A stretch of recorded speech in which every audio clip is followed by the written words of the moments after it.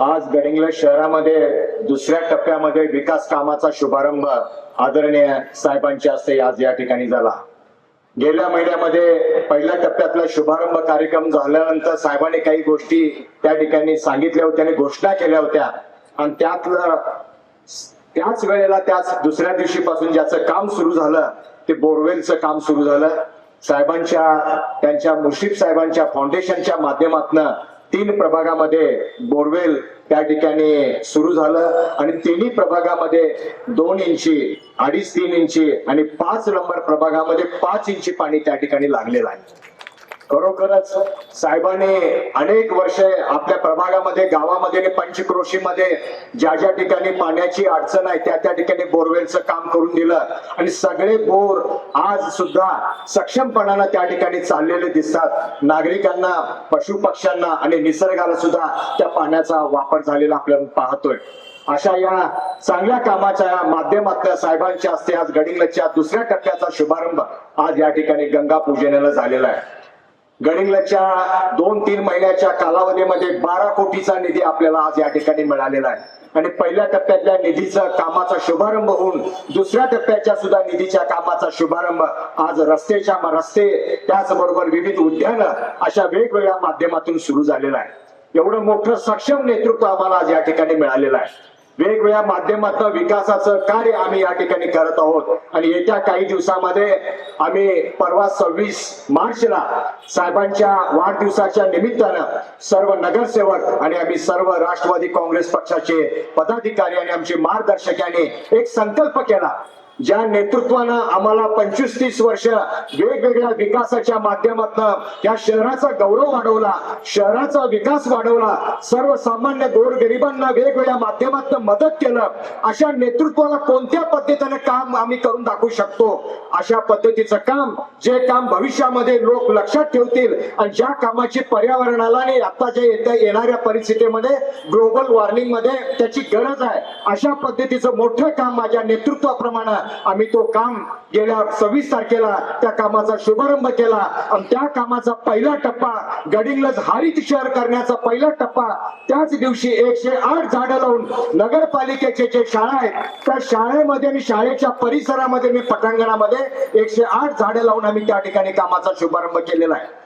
कोणतीही झाडं मनातील त्या पद्धतीची झाडं लावली गेलेली नाहीयेत आणि इथून पुढे सुद्धा आपल्याला शहरामध्ये प्रत्येक प्रभागामध्ये आणि प्रत्येक प्रभागाच्या मुख्य ठिकाणी आणि शहराच्या मध्यवस्तीमध्ये जिथं जसं शक्य असेल त्या ठिकाणी जशी गरज असेल त्या पद्धतीने वृक्ष त्या ठिकाणी लावले जाणार आहेत आणि ह्याच्यामध्ये शहरातल्या सर्व नगरवासियांचा सुद्धा सहभाग या ठिकाणी राहणार आहे।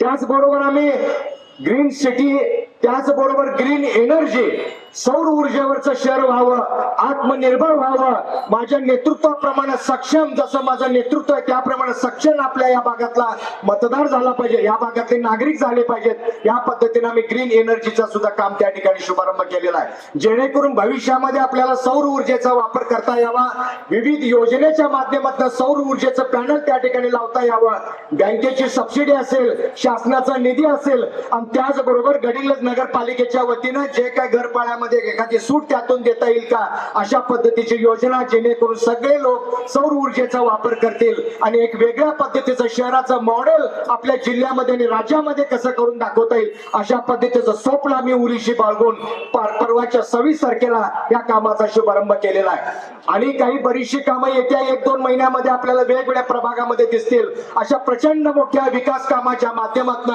आमच्या संपूर्ण नगरपालिकेच्या या विकास कामाचा घोडदौड या ठिकाणी चालू आहे।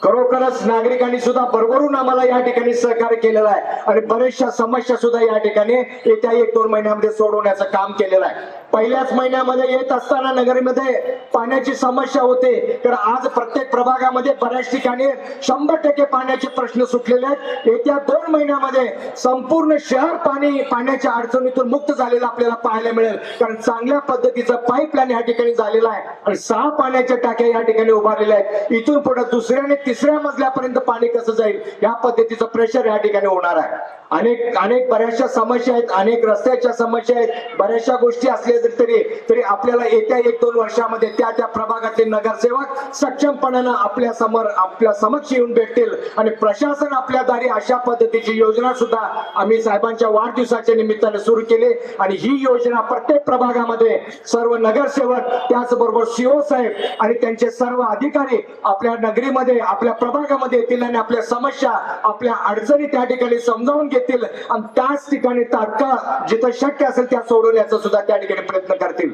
या सगळ्या गोष्टी ज्या धाडसानं आम्ही जे करतो आहोत आणि करणार आहोत, वेगवेगळ्या माध्यमातून गडिंग्लजचा विकास या ठिकाणी होणार आहे. हे संपूर्ण नेतृत्व आणि संपूर्ण नेतृत्वाच्या पाठिंबा असलेलं दैवत म्हणजे आदरणीय मुश्रीफ साहेब.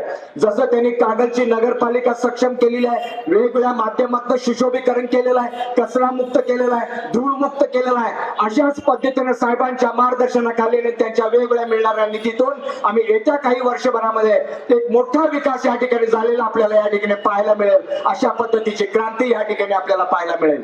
आज या ठिकाणी जे अनेक लाभार्थी आलेले आहेत त्यांच्या जीवनामध्ये वेगवेगळ्या पद्धतीने संसारामध्ये अडीअडचणीच्या समजावून घेऊन कामगारांच्या जीवन मरणाचा जो प्रश्न होता असे सगळे प्रश्न साहेबांनी त्यांच्या वेगवेगळ्या माध्यमातून आणि त्यांच्या वेगवेगळ्या खात्याच्या माध्यमातून सोडवण्याचं या ठिकाणी काम केलेलं आहे.